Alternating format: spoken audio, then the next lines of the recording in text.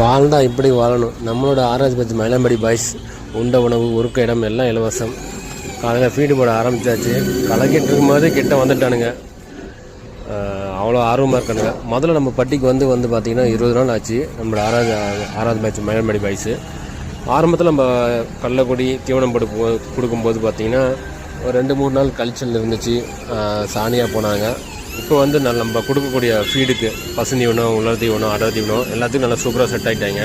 கடலக்கொடி போட்டால் கூட பார்த்திங்கன்னா இப்போலாம் கழிச்சலே இல்லை, நல்லா சூப்பராக மேறானுங்க. அதேமாதிரி நம்ம கொடுக்கக்கூடிய தீவனங்கள் வந்து பார்த்திங்கன்னா நல்லா செரிமானம் ஆகுது.